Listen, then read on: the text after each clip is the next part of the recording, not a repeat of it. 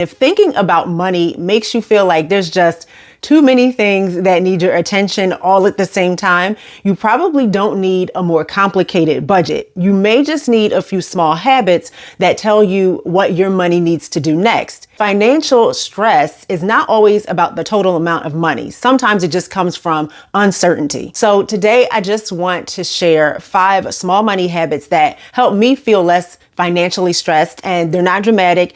There's no suggestion that you have to stop enjoying your life or build a spreadsheet with 17 tabs in its own zip code. These are just simple routines that reduce surprises and make it easier to know what your money needs to do next. The first habit is to have one short money check-in every week. The key words are short and every week. It does not need to be a full budget meeting. You're not conducting a whole investigation into every cup of coffee that you purchased since 2008. You're simply taking a few minutes to see where things stand. So during this check-in, I would look at 4 things. The current checking account balance, any recent transactions that need your attention. Maybe you're not sure what they are. Maybe you realize you shouldn't have made that purchase. The bills that are due before your next check-in, and anything unusual that you can think of that might be coming up. You want to take those into account and write them down. And that might take 10 or 15 minutes if your finances are basic. But if your finances are a little bit more complicated, like mine, because our income isn't the same every week, it might take a little bit longer at first. But the goal isn't to solve every money issue in one sitting. The goal is to replace that vague sense of dread with a short list of facts. So for example, the balance is this amount and these 2 bills are coming out. Groceries still need to be purchased, and next week you know you have an appointment with a copay. That might not make the month perfect, but it tells you what the money needs to do. So you pick a day that works for your life.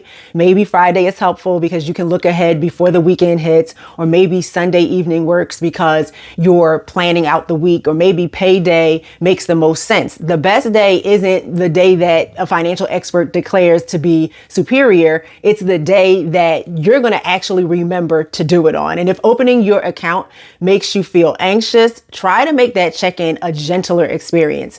Set a 10-minute timer and bring a cup of tea along with you. I use this monthly bill tracker, and I created this for myself a few years ago. It keeps me from having random sheets of paper everywhere, and I always put all of my bills in it. And that's what I use just to start my little check-in process. And this book is actually on sale on Amazon, and I'll put the link in the description if you want to check that out. But if not, you can just use a notebook. You can use a composition book or a sheet of paper, and just begin with only the checking account and the bills that are due in the next 7 days. And then you can build from there. The purpose of this habit is not to judge how you did the previous week. It's just to make the next week less surprising.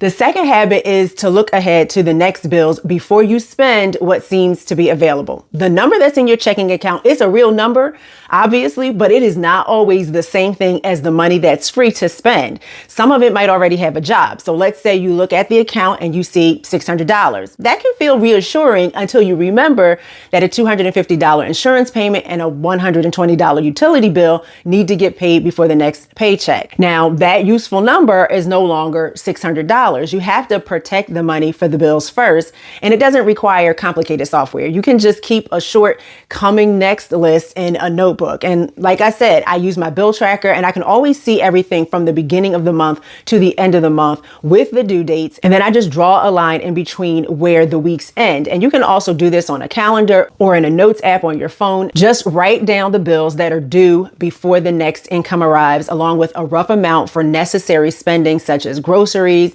transportation, or medications, whatever it is. And then you want to ask, after those jobs are covered, what is actually available? That one question can prevent so much stress. It just helps you avoid the experience of spending from the balance that you can see and then scrambling when an automatic payment arrives or a bill suddenly presents itself as being due. Even if the amount that you have actually available is a small number, knowing still reduces some of the stress. If your bills vary, just use a reasonable estimate based on recent months and give yourself a little room. It's better to be pleasantly surprised by a smaller bill than surprised in the other direction. So if looking ahead shows that there's not enough money for everything, that information matters too, because it gives you time to adjust. And you might be able to delay some optional spending, change your grocery plan, or even contact a service provider before the due date, or even use the backup plan that we're going to talk about in habit 5. Looking ahead doesn't magically create more money, but it gives you more choices than finding out after the money is due that it's due, or finding out after the money has already left your account. The third habit is to keep a small cushion in the checking account. Now, I know keeping extra money in a checking account can sound kind of hard considering money might already be tight. I'm not talking about instantly creating a giant emergency fund, because that would need to be something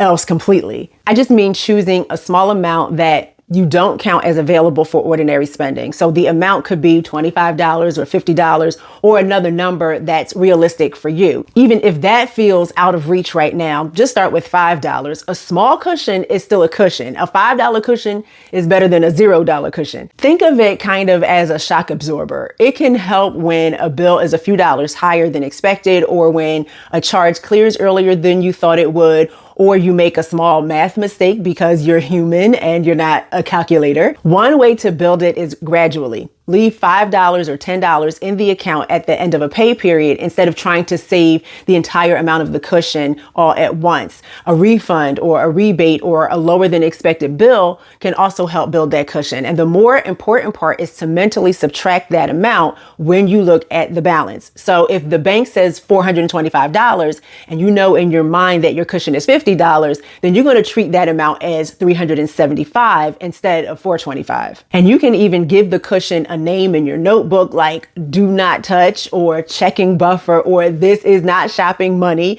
Just choose whatever name is going to keep the purpose clear when you look at it. And this is money that's not meant to replace an emergency fund. Again, that needs to be a whole separate amount, and it would probably need to be much larger. Even if you end up using the cushion, it's not a failure. It's just there to absorb small surprises. And if it's done that, it's done its job. You simply rebuild it when you can. And then the peace comes from knowing that every tiny little bump doesn't have to become an immediate crisis. The fourth habit is to prepare gradually for irregular expenses. And these are those expenses that aren't a part of every week or every month, but they're still part of your regular life. Car registration, annual subscriptions, gifts, seasonal clothing, home maintenance, school costs, whatever it might be. And I recently had a situation where there were back-to-back baby showers. I was prepared for the first one. I wasn't as prepared for the second one, but those are the types of scenarios that come up. And there are some irregular expenses that are unpredictable, but many of them aren't unpredictable. They're just irregular.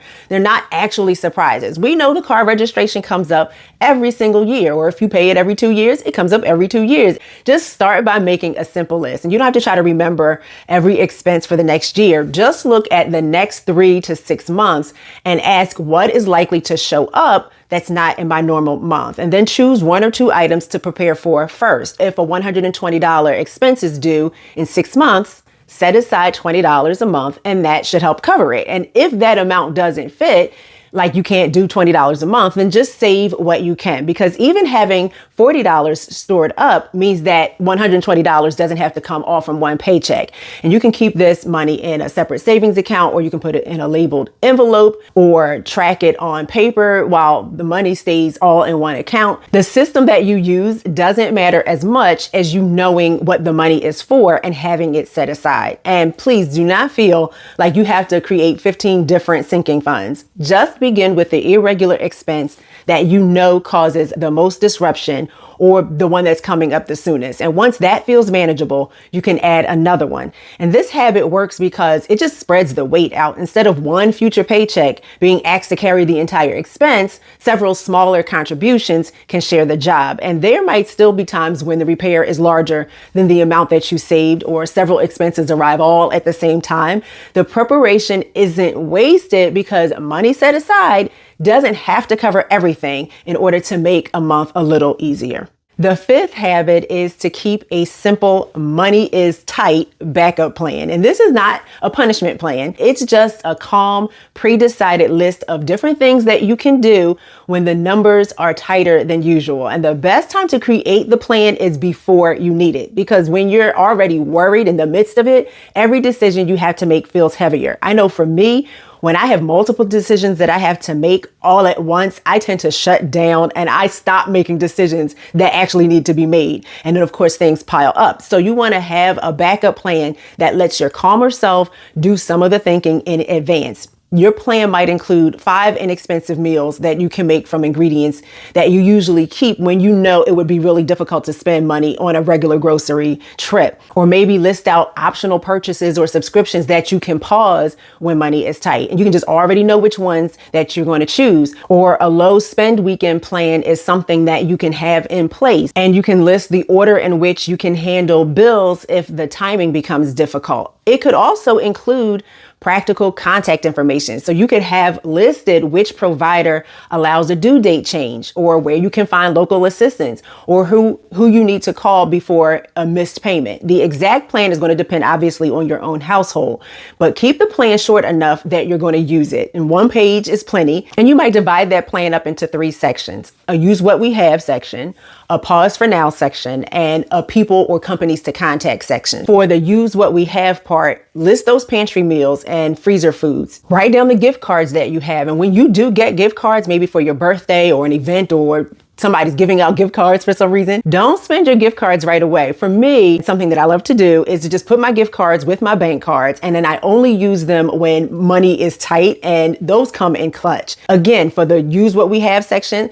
list those household supplies and some free entertainment options. On the pause for now section, list the spending that you know can wait without it creating a larger problem for you later. And for the contact section, just note the places where an early phone call might give you more options. A money is tight plan should protect the essentials first: food, housing, utilities, medication, transportation if it's needed for work or for care. Your priority is going to depend obviously on your own situation, but the plan should make those visible and make sure that they get taken care of first. The plan isn't supposed to turn every month into an emergency drill. It's just there so that when a tighter week arrives, you don't have to try to invent a response while staring into your refrigerator and wondering whether mustard counts as dinner. So those are the 5 habits. Have 1 brief money check-in, look ahead to the next bills before spending what seems to be available, keep a small cushion in your checking account, prepare gradually for irregular expenses, and maintain a simple money is tight backup plan. None of these habits requires a perfect budget, and they don't guarantee that an expensive problem is never going to happen. But what they can do is reduce the number of surprises and make your next step clearer and give you a little bit more financial breathing room. And if you're thinking, this sounds really helpful, but I kind of need a simple place to begin, I created the Frugal Reset Quick Start for exactly that kind of moment. It'll help you to pause, get things written down, see what needs attention, and just take a few practical steps without trying to fix your entire financial life in one afternoon. And you can find the link to that in the description below. I would love to know in the comments, which of these 5 habits do you think would give you the most peace right now? Or maybe you already have a small money routine that makes your life easier. Please feel free to share that, because your idea may be exactly what someone else, including me, could use.